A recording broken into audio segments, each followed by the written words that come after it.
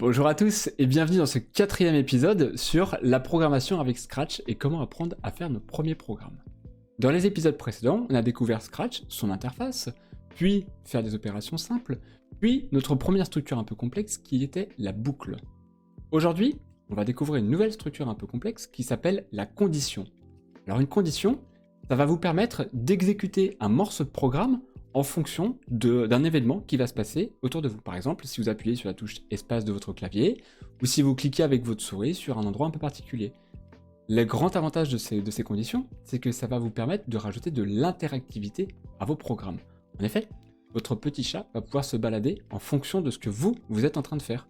Donc si plus tard vous voulez faire un petit jeu par exemple, ça sera très important, parce que vous aurez besoin de réagir en fonction des événements de l'utilisateur. Donc sans plus attendre, on va aller retourner dans notre petit programme comme d'habitude. Comme d'habitude, je vais rajouter tout de suite le petit stylo, avec le petit menu en bas pour les extensions. Et comme d'habitude, je vais rajouter notre point de départ avec l'initialisation de notre petit chat. On le met à 0, on s'oriente à 90 degrés et on efface le dessin précédent. On efface tout et on remet le stylo. On va pas le mettre en position d'écriture pour l'instant. Donc là, comme d'habitude, quand on clique sur le petit drapeau, notre petit chat il revient au début. S'il était n'importe où, il reviendra au début. Les fois précédentes, on s'était amusé à faire du mouvement. On s'était amusé à le déplacer en avançant 200 pas ou en tournant sur nous-mêmes ou des choses comme ça. Ce que je vous propose aujourd'hui, c'est d'aller voir dans le menu contrôle. Dans le menu contrôle, on a vu déjà attendre une seconde. Ça, on sait faire. Répéter 10 fois ou indéfiniment, c'est ce qu'on a vu à la fois précédente. Comment répéter les mêmes opérations encore et encore un certain nombre de fois. Maintenant, je vous propose qu'on découvre cette opération-là, qui s'appelle si alors.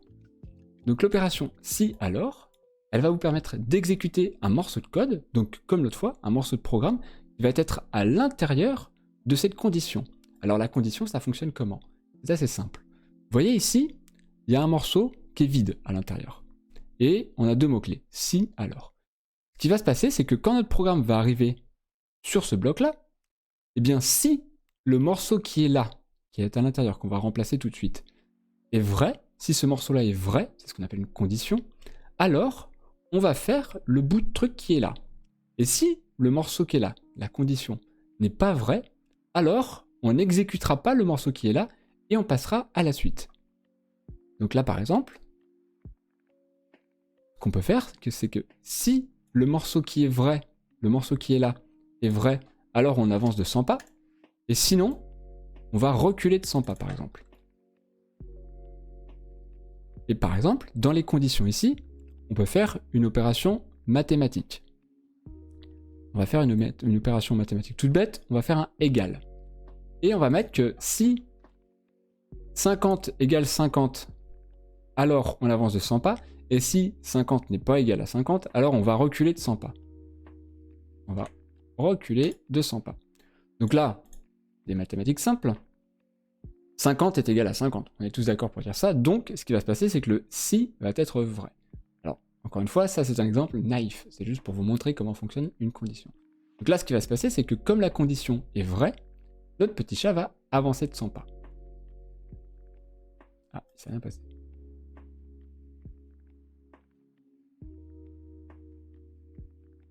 Ah bah oui, suis-je bête? Ah, pardon. Hop. Donc, ce qui va se passer, c'est que si, quand notre petit chat, il va voir la condition qui est vraie, dans ces cas-là, il va avancer de 100 pas. Si la condition n'était pas vraie, alors dans ces cas-là, il ne va pas faire ses 100 pas. Hop. Il fait 100 pas parce que 50 égale 50. Si maintenant j'avais mis ici 0, 0 n'est pas égal à 50, donc on va pas faire 100 pas. Donc le petit chat va revenir au début à cause de ça, et va rester au début, puisque la condition ne va pas s'exécuter. Vous voyez? Il reste au début, puisque la condition n'est pas vraie. Alors après, ce qu'on aurait pu faire, pour bien voir que notre programme fonctionne, on peut juste faire en sorte que notre petit chat il dise bonjour. On va lui dire de dire bonjour pendant 2 secondes. Là on va bien voir, il dit bien bonjour.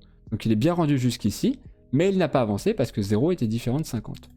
J'avais mis 50 est égal à 50, dans ces cas-là, il aura bien avancé de 100 pas. Alors ça c'est bien, vous allez me dire, mais bon, pas terrible, 50-50, ok. Ce qu'on peut faire ici, c'est de rajouter des éléments de capteur. Donc dans la catégorie capteur ici, c'est tous les éléments qui vont vous permettre d'interagir avec les choses.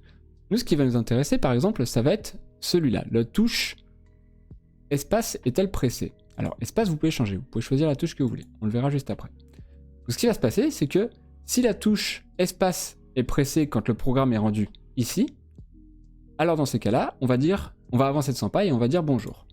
Là, je le fais sans rien toucher. Il a juste dit bonjour, mais il n'a pas avancé. Vous voyez? Si par contre, j'appuie sur la touche espace et je lance mon programme, dans ces cas-là, mon petit chat a avancé. Vous pouvez pas voir, mais j'appuyais sur la touche espace en même temps. Et dans ces cas-là, on est bien rendu ici et on a avancé que la condition était vraie. Donc ça, c'est ce qu'on appelle une condition si. Une deuxième condition, c'est la condition si, sinon. Donc là, ça va être la même chose. On va avoir un bout une action qui va s'exécuter. Donc par exemple, avancer de 100 pas. Si ma condition elle est vraie, donc on va rajouter le capteur touche espace pressé. Et la seule différence, c'est que on va avoir le cas exécuté si la condition est vraie. Et si la condition n'est pas vraie, donc sinon, si la condition n'est pas vraie, dans ces cas-là, on va reculer de 100 pas. Donc je vais faire soit un pas en avant si ma touche est pressée, soit quelques pas en arrière si ma touche espace n'est pas pressée. Et après, pareil, on va s'amuser à dire bonjour pendant 2 secondes. Donc là, le chat va forcément bouger, puisque vous voyez, il va arriver, soit il va bouger en avant, si la touche espace est pressée, et si la touche espace n'est pas pressée, si la condition est fausse, dans ces cas-là, il va aller en arrière. Donc j'exécute, sans appuyer sur la touche espace. Vous voyez, mon chat, il était en arrière. Normalement, la position 0,0, elle est là. Mon chat était en arrière. Je pourrais mettre une petite pause pour qu'on s'en rende bien compte. Je mets une petite pause avant la condition. Mon chat, il est au milieu. Je n'appuie pas sur espace, il recule. Si maintenant j'appuie sur la touche espace, et que je relance, mon chat va avancer. Voilà. Là, j'appuie sur la touche espace, le chat a avancé. Puisque la condition était vraie. Donc si, sinon. Et du coup, on peut commencer à faire des programmes un petit peu plus complexes. Par exemple, on peut s'amuser à piloter le chat en fonction de notre si. Alors, je vous montre. On peut faire par exemple ceci.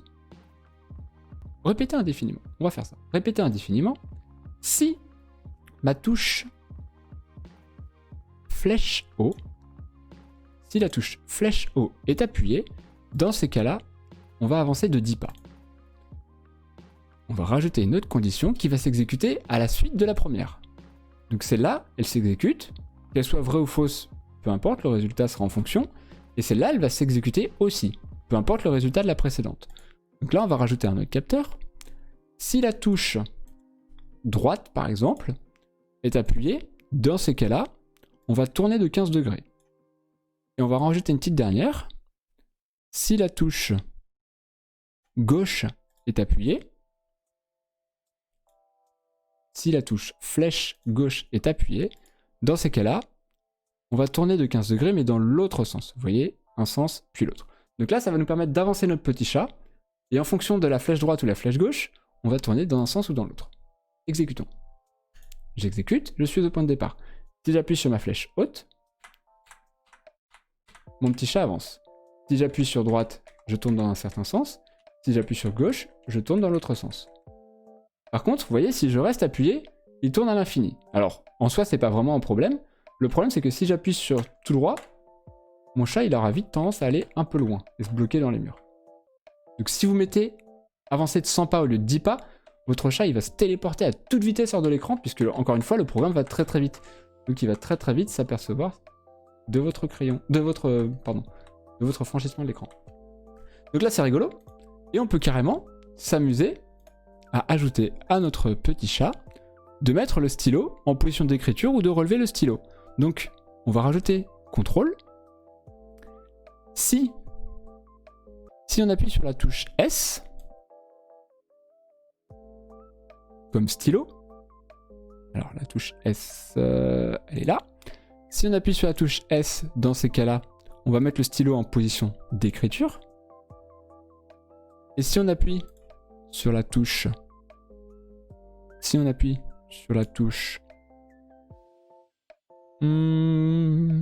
E comme effacer. Touche, voilà, pardon. Un petit moment d'absence. Si on appuie sur la touche E comme effacer, on va effacer notre dessin. Et on pourra rajouter une dernière condition.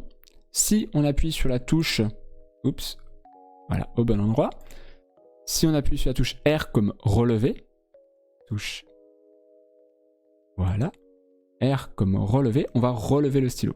Donc là, on va carrément pouvoir s'amuser à faire des dessins à la main, à main levée, en quelque sorte, avec notre petit chat.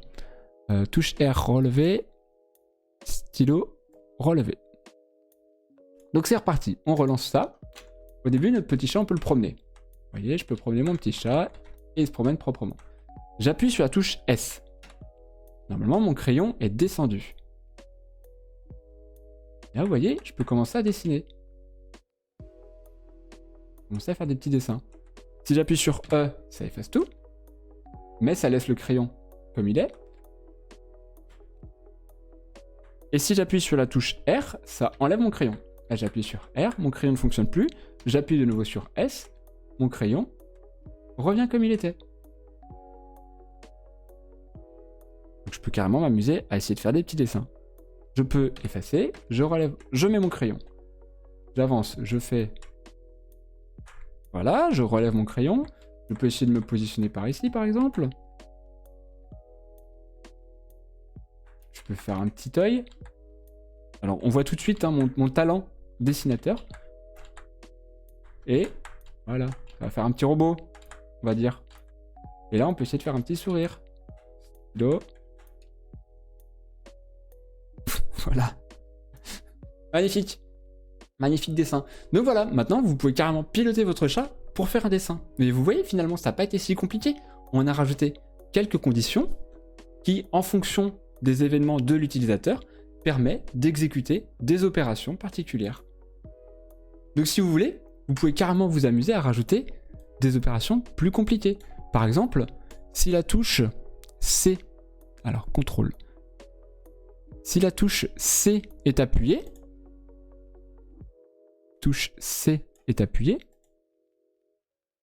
on pourrait faire en sorte que notre petit chat, il fasse le bout de programme qui permet de faire un carré. Et ça voudrait dire que là où est rendu le petit chat, dans ces cas-là, avec une boucle for, répétée 4 fois, là où il est rendu le petit chat, on pourrait se dire, bah écoute, mouvement, avance de 10 pas là où tu es, alors on va dire avance de 20 pas, et tourne de 90 degrés. Et donc là, dès qu'on va appuyer sur la touche C, il va faire un carré instantanément là où il est rendu. Si j'exécute mon programme, il revient au début. Si j'appuie sur la touche C, hop, il a fait un petit carré. Alors on a à peine eu le temps de le voir. Ah, on l'a pas vu, évidemment. Et il faut bien mettre le stylo. Il faut poser le stylo, j'ai oublié de le mettre. Stylo en position d'écriture. Et relever le stylo. Relever le stylo. Ah. Si la touche C, voilà. Répéter 4 fois, puis relever le stylo. Et l'opération... Alors, ça c'est compliqué quand vous commencez à mettre des trucs n'importe comment. Voilà. Et je veux stylo. Alors, on commence. La touche C est pressée. On met le stylo en position d'écriture. On répète 4 fois, avancer de 20 pas et faire 90 degrés. Et on relève le stylo. Voilà. Exécutons ça. Promenons-nous un petit peu. Et là, je me dis, tiens, je veux un carré ici. J'appuie sur C. Hop. Il fait sa petite boucle. Et il a fait son petit carré. Voilà. Eh bien, écoutez, c'est tout pour aujourd'hui. Vous avez vu la condition si, la condition sinon, qui découle de la condition si, et comment imbriquer un si avec une boucle. Donc vous avez pu imbriquer des choses les unes à la suite des autres, les unes à l'intérieur des autres. Et on pourrait imaginer avoir des conditions dans la répétition, dans la boucle ici, qui est elle-même dans la condition qui est là. Vous avez le droit d'imbriquer autant de fois que vous voulez pour faire des programmes les plus complexes. C'est tout pour aujourd'hui. J'espère que ça vous intéresse toujours autant. La prochaine fois, on parlera des variables. Les variables, c'est une petite case mémoire qu'on réserve dans l'ordinateur pour se souvenir d'une information, pour stocker une information qu'on peut écrire et qu'on peut lire un petit peu plus tard. D'ici là, vous pouvez me retrouver comme d'habitude sur tous mes réseaux sociaux, que ce soit le blog, Twitter, la chaîne Discord, et même une chaîne Twitch sur laquelle vous pouvez venir m'interrompre quand je suis en train de travailler. Je travaille régulièrement en live, et n'hésitez pas à venir me poser des questions s'il y a quelque chose que vous n'avez pas forcément très bien compris ou quoi que ce soit, et je vous le répéterai en direct, il n'y a pas de problème. Comme d'habitude, la chaîne YouTube, si jamais vous voulez être sûr de ne pas rater les prochains épisodes, abonnez-vous à la chaîne, et il y a aussi le petit pouce qui aide la chaîne à mieux se faire connaître et à mieux référencer les vidéos. D'ici là, je vous souhaite une bonne journée, une bonne continuation, une bonne programmation, et à bientôt. Salut, salut!